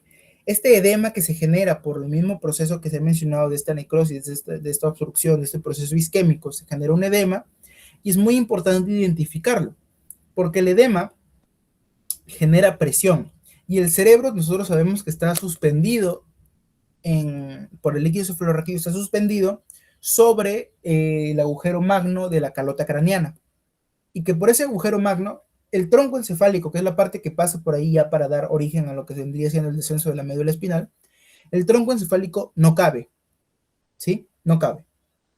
Si hay algo que genera un efecto de masa, que genera presión a nivel del parénquima y lo empieza a hacer descender, el paciente se puede enclavar, es decir, su tronco se atrapa, se atora en el agujero magno y en el tronco nosotros tenemos los centros cardiorrespiratorios. Se comprimen estos centros, el paciente entra en apnea y ahí quedó. Por eso es muy importante nosotros saber un poco de la evolución de este tipo de escenarios, ¿no? Este tipo de evolución que vamos a tener para poderlo identificar poco a poco. Luego, de 2 a 3 semanas, nosotros encontramos una isodensidad en el área infartada. Eso que habíamos dicho que antes era muy oscuro, se va regulando un poco y vuelve a un estado, por así decirlo, más normal, un poco más de una densidad similar en la que ya no hay una distinción tan clara de estructuras. Y finalmente la cronicidad nos lleva a un área infartada hipodensa ya de manera crónica, que está bien delimitada para nosotros saber dónde fue o determinar cuáles fueron los vasos involucrados, y un efecto de masa negativo que ya no va a haber tan significativamente por la reabsorción misma del edema previamente dicho. Entonces, lo que nosotros tenemos que enfatizar o darnos cuenta son en este tiempo de acá. Como se había dicho, a menor tiempo, mejor pronóstico. Entonces, si nosotros sabemos cuáles son los hallazgos principales, vamos a poder identificar a nuestros pacientes en un mejor momento, en un punto mucho más temprano, y por ende ayudarlos con un mejor pronóstico a posteriori, ¿no? Con los diferentes procedimientos que se vayan a realizar dependiendo ya de los protocolos y las condiciones que se revisen y demás, que pues no son materia de estudio en este momento, pero sí es importante saber que existen protocolos para manejar esos tipos de pacientes de manera específica, ¿no? Y aquí tenemos cómo se vería en una resonancia magnética, ¿sí? Aquí lo que sucede es que ya no sabemos cuánto tiempo lleva nuestro paciente. Aquí ya no sabemos nosotros qué tanto tiempo lleva, cómo ha evolucionado, porque son casos, por ejemplo, pacientes que se levantan durante las noches, tuvieron el evento, el accidente cerebrovascular, y el momento de levantarse ya presentan la sintomatología. Entonces no sabemos cuánto tiempo ha pasado, qué tanto tiempo ha pasado, cuánto ha afectado, ¿no? No sabemos, por ejemplo, cuánto tiempo lleva el cuadro. Entonces ahí es donde nosotros tenemos que decir, ¿sabes qué? La tomografía aquí no, tal vez no nos ayude tanto a delimitar el área que estamos viendo, y probablemente querramos nosotros hacer una trombólisis en nuestro paciente, entrar y trombolizar trombolizar el cuadro, el trombo que estaba generando la oclusión. Pero para eso, para tener un mayor nivel de detalle, es que vamos a solicitar la resonancia magnética, ¿no? Ya hemos visto un poco de cómo es que se ven las estructuras y demás, y aquí vemos los hallazgos que también vamos a encontrar en este paciente, ¿no? A nivel, en el menor tiempo, podemos encontrar un posible realce arterial o signo de hiperdensidad. Perdón, aquí debería ser hallazgos en resonancia magnética, ya. De hiperintensidad de la capa media asociado a la oclusión de grandes vasos, como ya se mencionó, ¿no? Una lesión hiperintensa que luego va a pasar a una lesión hipointensa un poco más marcada, pero esto que hemos estado mencionando de cómo va a depender un poco de la visión que nosotros utilicemos es donde entra en mayor juego, ¿no? Lo que antes en la tomografía no podríamos haber realizado esta distinción de cuando ya empieza a progresar y se vuelve más hipodenso cada vez. En este caso, en las que tenemos múltiples ventanas o múltiples visiones de las estructuras, en la vista del T2 o la vista FLAIR de la resonancia magnética, nosotros podemos ver lesiones isquémicas de manera hiperintensa a pesar de que ya hayan pasado horas del cuadro, ¿no? Entonces, de la misma forma, eso nos va a permitir a nosotros tener un mayor nivel de detalle, y ahí es donde cae de mejor manera el uso de la resonancia magnética cuando nosotros no sabemos cuánto tiempo lleva el cuadro del paciente, ¿sí? Porque si nosotros ingresáramos y a un paciente que no sabemos cuánto tiempo lleva, le buscamos una resonancia, una tomo, no nos va a ayudar con tanta precisión a poder determinar cuál va a ser el desenlace o qué es lo que nosotros vamos a hacer con nuestro paciente, ¿no? Ya sea reperfundirlo, ya sea una trombectomía mecánica u otros tipos de medidas que vamos a realizarle en el paciente, van a depender mucho de cuánto tiempo lleva el cuadro de evolución, para saber si conviene hacer un procedimiento, conviene hacer otro, cuáles son los riesgos que podemos encontrar en uno, cuáles son los riesgos que podemos encontrar en otros casos, ¿sí? Esto respecto a la resonancia. Y aquí tenemos la evolución de nuestro paciente del primer caso, ¿sí? El paciente recibe terapia de reperfusión con una trombólisis endovenosa por agentes farmacológicos, no usan alteplase, tenecteplase, lo que convenga en ese cuadro. Y a las 24 horas presenta un deterioro neurológico agudo con cefalea intensa y disminución del nivel de conciencia, ¿sí? Entonces, en este caso, nosotros, ¿qué pensaríamos que podría haber pasado? ¿Alguna comentario, alguna opinión al respecto?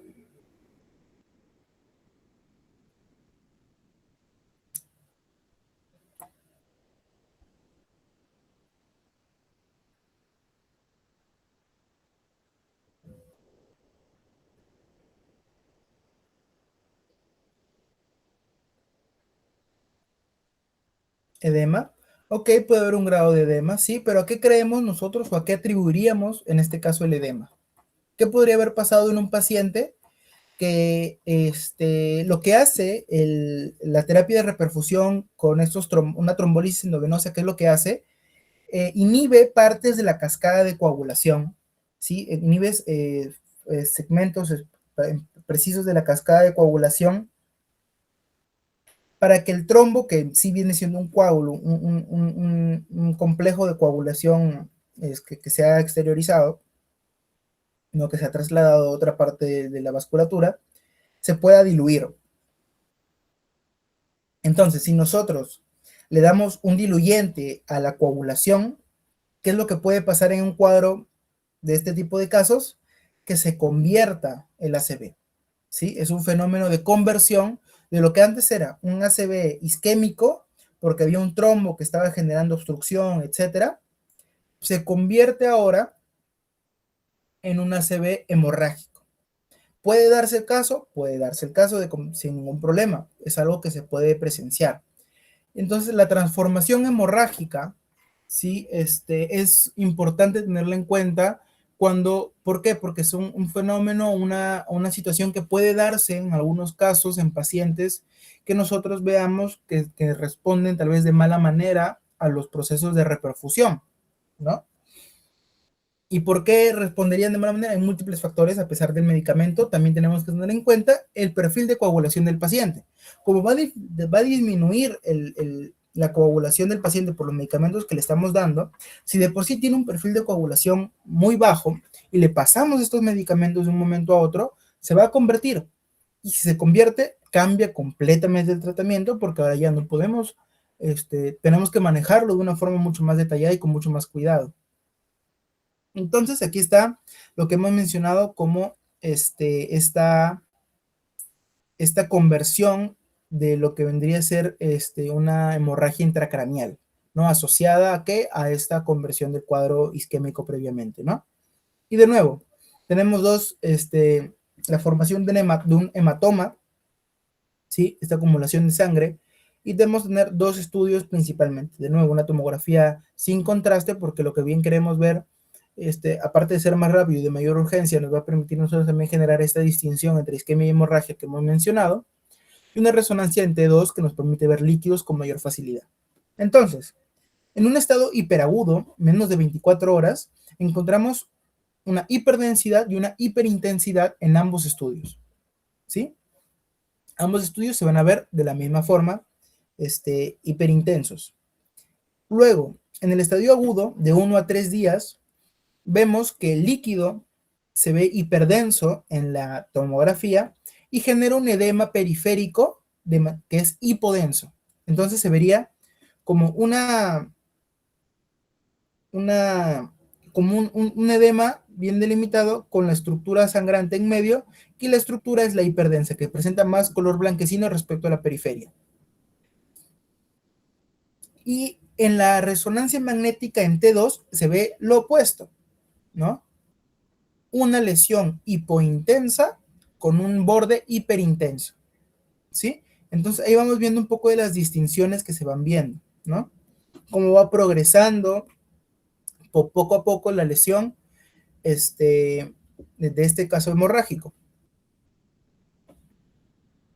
Por ejemplo, lo que vemos acá, ¿no?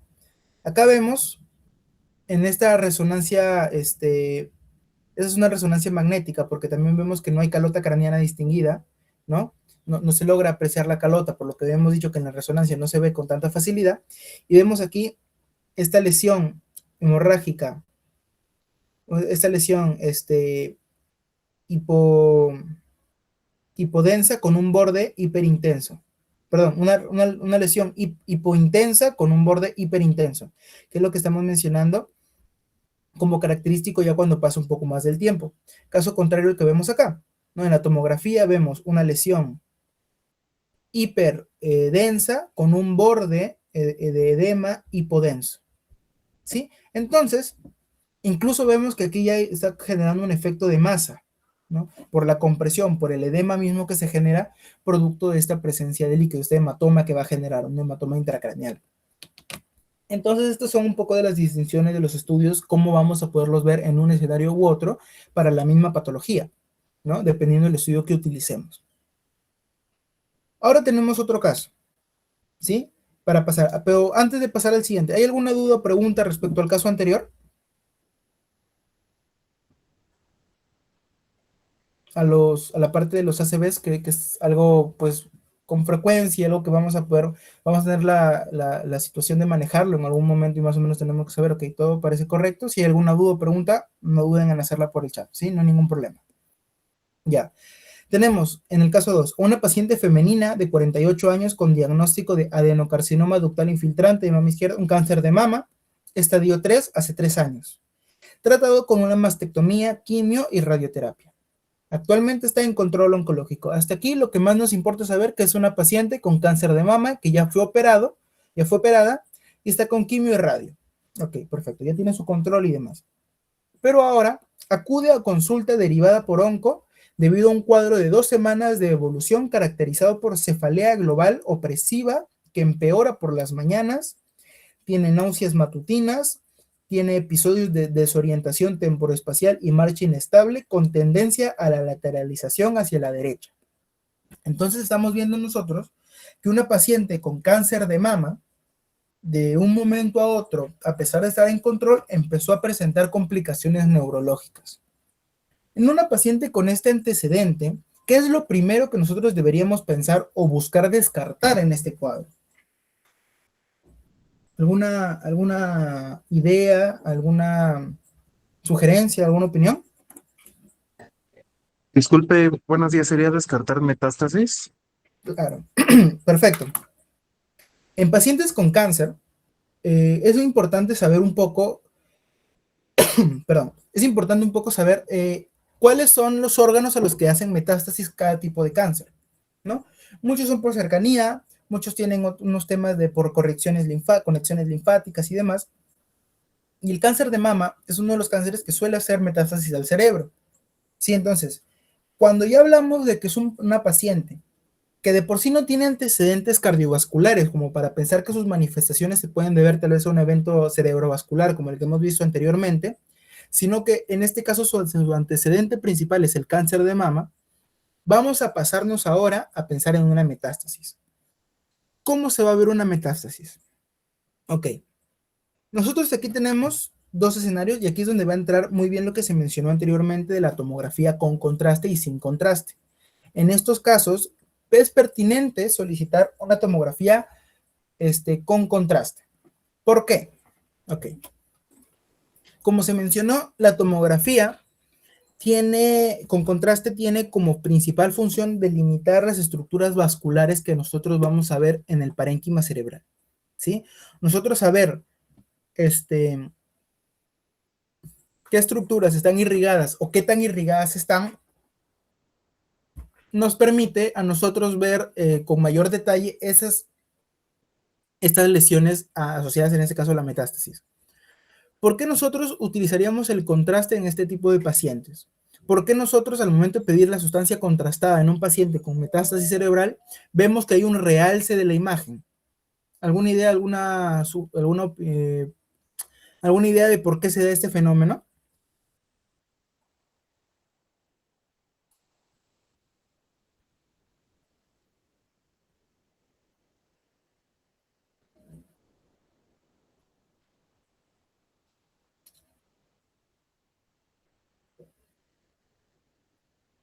Ok, les voy comentando entonces. Está muy bien, es un poquito de la fisiopatología del cáncer, tal vez si todavía no lo han visto, no hay ningún problema porque igual todos estamos en etapa de aprendizaje, aumenta la densidad, claro. ¿A qué se debe que aumente la densidad en las metástasis? Los cánceres, como nosotros sabemos, son patologías asociadas a un crecimiento excesivo de células. Las células para poder crecer necesitan nutrientes. Como necesitan nutrientes, necesitan que llegue mayor cantidad de sangre a las células en tejidos nuevos, en tejidos que se van formando. Por ende, estos pacientes con metástasis cerebral, los cánceres en general, tienen una mayor cantidad de irrigación. ¿Por qué se debe esta mayor cantidad de irrigación? Se empiezan a formar vasos nuevos, los neovasos que se van formando, que son vasos bastante arcaicos, son vasos muy mal hechos, que se van a ir formando y para generar una mayor cantidad de irrigación a esas lesiones, esas tumoraciones que van a ir creciendo. Por eso nosotros al aplicar el contraste las logramos ver con gran cantidad de detalle, ¿sí? Porque estamos viendo que toda esta zona de acá son zonas altamente irrigadas por estos vasos que se van a ir formando. De igual manera, estamos viendo aquí un grado de edema, ¿no? Estamos viendo estas lesiones hipodensas en la tomografía, ¿no? Que refieren a un edema. ¿A qué se debe esto? También a la presencia de estos vasos. Como son vasos mal hechos, no son bastante permeables, ¿no? Y tienden a extravasarse. Por ende, se va formando un edema vasogénico. Antes habíamos hablado en el edema generado en las lesiones isquémicas, en el ictus, en el ACV, de un edema citotóxico, producto de la muerte celular, del llenado de líquido de los vasos, de las células y demás y demás.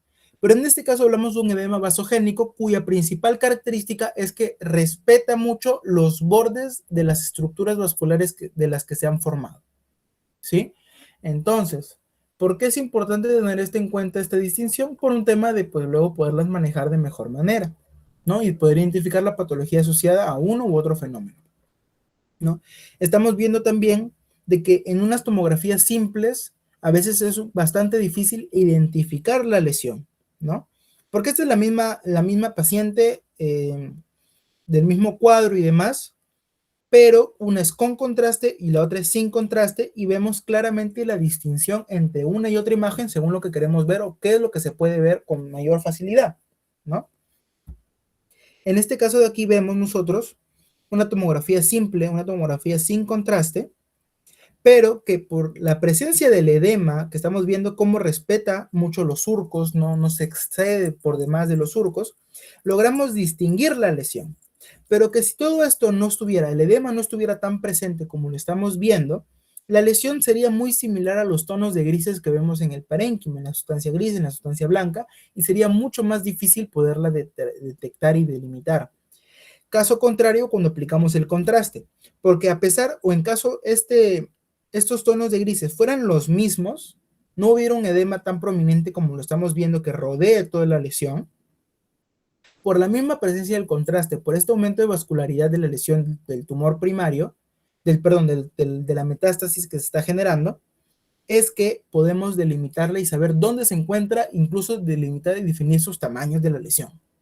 ¿Sí? Entonces, por eso se explicaba antes. El contraste nos permite, una tomografía sin contraste, nosotros nos permite diferenciar entre cuadros isquémicos y cuadros hemorrágicos en un ACV. Pero en lesiones en las que nosotros necesitemos delimitar estructuras vasculares, una tomografía con contraste va a ser de gran utilidad, porque nos va a permitir saber cuáles son las estructuras a las que le llega mayor cantidad de sangre, porque el contraste va por torrente, y así poderlas delimitar y poder saber de qué estamos hablando. Y cabe hacer el hincapié que las metástasis pueden salir una, como pueden salir varias, como puede haber un tumor primario o muchos otros fenómenos. Entonces también es importante tener en cuenta siempre el antecedente de nuestro paciente, ¿no? Porque como hemos visto, a esta paciente nuestra primera sospecha diagnóstica era una metástasis porque tiene el antecedente de cáncer de mama, ¿no? Pero si su antecedente no fuera cáncer de mama, sino un antecedente de hipertensión o de fibrilación auricular, nos iríamos a otras patologías tal vez más cardiovasculares, como pueden ser un trombo, como puede ser una hemorragia subaracnoidea asociada a hipertensión mal controlada, ¿no? Que también en la tomografía se vería de manera distinta la lesión. Pero el hincapié quiero que caiga en que es muy importante en la evaluación de todo paciente el historial, qué es nuestro paciente, es decir, qué comprende la historia de nuestro paciente cuando lo evaluamos. ¿Sí? Por eso siempre es muy importante individualizarlos. No todos los pacientes con la misma patología incluso van a responder de manera similar a los tratamientos, van a reaccionar de manera igual o van a tener una historia de la enfermedad de la misma manera. ¿Sí? A pesar de tener la misma patología. Cada paciente es distinto, cada paciente es individual y por ende hay que tratarlos como tal. No sé si hay alguna pregunta, alguna duda respecto al tema de la metástasis para pasar al último caso.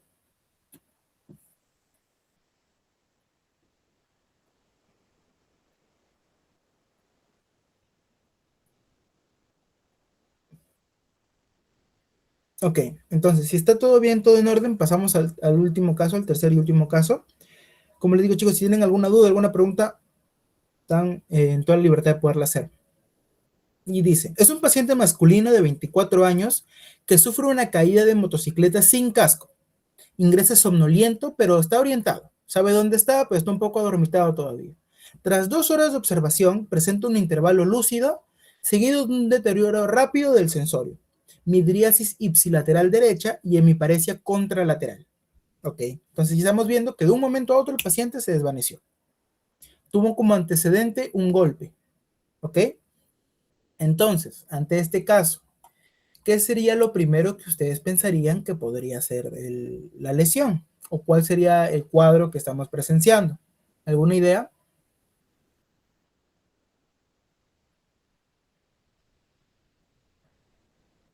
Una hemorragia epidural. Ok, me parece bien una hemorragia epidural. Sí, es bastante válido. Entonces, pasamos aquí a lo que se ha mencionado. Cuando hay lesiones, hay dos tipos de fenómenos que vamos a ver principalmente. Una hemorragia epidural y una hemorragia subdural. Sus nombres se correlacionan con dónde se encuentra el vaso afectado o la estructura afectada. Nosotros, para hacer un pequeño repaso, nosotros tenemos aquí la calota craneana, tenemos aquí a la dura madre, tenemos luego al espacio, a las aracnoides, al espacio aracnoideo, al, y luego a la meninge más profunda, que si no me equivoco mal ahorita son, es la pia madre, si no me equivoco, tengo aquí, ahorita no lo tengo tan claro, pero sí, a la pia madre, ¿no? La calota, el hueso, tenemos al espacio aracnoideo y a la pia madre, ¿no? A la pia madre. Entonces, si la lesión se da entre la calota y la dura madre, vamos a hablar de una lesión, de un hematoma epidural. Si la lesión se da entre la dura madre y la aracnoides, en el espacio en este espacio de aquí, vamos a hablar de una lesión subdural, ¿sí? Para hacer esta distinción entre un fenómeno y otro, ¿no? Entonces, ¿por qué es importante tener en cuenta ambos fenómenos que vamos a evaluar, ¿no? En este caso, siendo un hematoma epidural. Como estamos hablando que hay dos estructuras por una ruptura, en este caso dos estructuras bastante rígidas, como son la calota, como son la dura madre, estamos hablando de que la extensión de una lesión, de un traumatismo epidural, ¿sí? Va a tender a ser más redondeado, por decirlo. Tiene una forma biconvexa. Muchas veces lo asocian, por ejemplo, a lo que es una pelotita, un limón, una lesión más redondeada, ¿sí? Como una pelota, cuando lo vemos en la tomografía. Lo que sucede con este tipo de lesiones o cuál es el pronóstico o la evolución de estas, que son lesiones que evolucionan bastante rápido, los hematomas epidurales, 1, y 2 tienen como característica que desplazan la línea media, ¿ok? Por eso vamos a ver unas afecciones mucho más súbitas, mucho más de un momento a otro y muy cercanas al momento en el que se realizó el traumatismo, en el que hubo la lesión. Y por ende, los hematomas epidurales son emergencias neuroquirúrgicas. Como hay un crecimiento rápido, como hay un deterioro rápido del paciente, como hay un efecto de masa importante que puede generar lo que hemos mencionado anteriormente de la herniación del tronco encefálico, es importante que pasen rápido a una emergencia, a una neurocirugía, para poder drenar esta lesión y establecer el plan de trabajo adecuado según lo que considere el neurocirujano. Ahora bien, ¿qué pasa con los hematomas subdurales? ¿No? Estos que hemos dicho que se van a dar entre la dura madre y la aracnoides, sin este espacio subdural. Esto suele estar asociado más que nada a desgarros venosos, ¿ok? El anterior eran desgarros arteriales, tienen un crecimiento rápido, desplazan línea media, y por todo esto son emergencias de neurocirugía. neurocirugía. Mientras que las lesiones subdurales tienen un crecimiento mucho más lento. ¿Por qué? Porque al ser tener relación con vasos venosos, ¿sí? Nosotros sabemos que las venas tienen menor presión, tránsito de mayor cantidad de volumen, pero al final menor presión, y por ende su evolución del cuadro va a ser mucho más progresivo, mucho más lento. Ha habido un golpe y va a pasar más tiempo entre que se dé el golpe y se den las manifestaciones propias del cuadro del hematoma, del cuadro hemorrágico, ¿no? Entonces, eso está asociado a procesos o a estructuras venosas. Ya. Y por ende, es un proceso mucho más lento. Entonces, estamos viendo que es una lesión en media luna, una lesión en plátano, también lo van a poder encontrar en otras literaturas, por la extensión. Es bastante extensa la lesión, y esta tiene como una característica que el desplazamiento de la línea media no es tan marcado, ¿sí? Puede llegar a hacerlo, claro que sí, puede llegar a realizar un desplazamiento de la línea media, pero no es tan marcado como puede ser lo que hemos mencionado en el caso de los cuadros epidurales. Por ende, si también van a requerir un manejo de emergencia para poderlos realizar un proceso neuroquirúrgico y demás, el riesgo de vida del paciente no va a estar tan comprometido o tan alerta como va a ser en el cuadro de los hematomas epidurales, debido a la evolución rápida que tienen estos pacientes. Sí, no sé si me dejó entender ahí. O sea, teniendo en cuenta cómo va a evolucionar el paciente, es que nosotros tenemos que establecer las prioridades de atención al momento de manejarlos, ¿sí? Por lo mismo que no va a ser lo mismo que un paciente evolucione poco a poco a que un paciente evolucione de un momento a otro y se deteriore rápidamente y se puede enclavar en ese mismo momento, y tenemos que resolver el problema en ese mismo momento, ¿sí? Entonces, para ya cerrar un poco de cómo vamos a nosotros manejar o cómo vamos a ver este tipo de casos, ¿sí? Tenemos que determinar en este caso con la imagen, con la tomografía, definir qué lesión estamos viendo y cómo se va a manejar. Punto. Nada más. Saber qué estamos viendo, identificar. Ok, sabemos que la epidural es más redondeada, desplaza línea media mucho más rápido y evoluciona muy rápido porque el paciente se acaba de golpear hace 2 horas. Ok. Si esto acaba de pasar rápido, rapidísimo pasa con neurocirugía para que lo operen, para que drenen y puedan solucionar el problema. La subdural, sabemos que toma más tiempo, hay un antecedente de varios días entre el golpe y las manifestaciones. Más lento, podemos manejarlo con un poco más de calma. Esto no dice o esto no significa que lo vamos a dejar ahí hasta que se solucione solo, no, para nada. Vamos a trabajarlo con un poco más de calma, ¿sí? Y por ende vamos a llegar luego a la situación en la que se pueda resolver con mayor tranquilidad. Sí, no sé si hasta ahí me dejo entender, si hay alguna duda, alguna pregunta con lo que hemos visto en esta ponencia. Y bueno, agradecerles por su tiempo, por su participación. Como les comento al final, todo esto de aquí es bastante lo que es práctica, estarlo revisando una y otra vez para poder adecuar y acostumbrar a todos los fenómenos que vamos a ver en las patologías diferentes que se presentan, en la normalidad y también en los escenarios patológicos, y que no tengan miedo de equivocarse. Es lo mismo que se les comentó la anterior vez, y se lo repito para que siempre lo tengan presente. Estamos todos en proceso de aprendizaje, estamos todos en una etapa en la que vamos a seguir creciendo en base a lo que sigamos viendo y recordando constantemente, y entre más preguntemos, más nos equivoquemos, más vamos a terminar aprendiendo, lo cual va a ser muy importante para nuestro desarrollo como profesionales y también poder apoyar a los pacientes de mejor manera. Entonces, si hay alguna duda, alguna pregunta, la podemos hacer por el chat, y si no, en todo caso, pues agradecerles. Sí, las diapositivas se van a compartir por el grupo. Yo se las voy a mandar a la coordinación y para que las puedan compartir, si es posible. ¿Sí? Bueno, agradecerles por su tiempo, agradecerles por su participación, y esperemos que esto les haya podido servir aunque sea un poquito y a poderlos apoyar un poco más en su formación profesional. Sí, muchas gracias por su tiempo a ustedes y muchas gracias a la coordinación por la invitación. Gracias.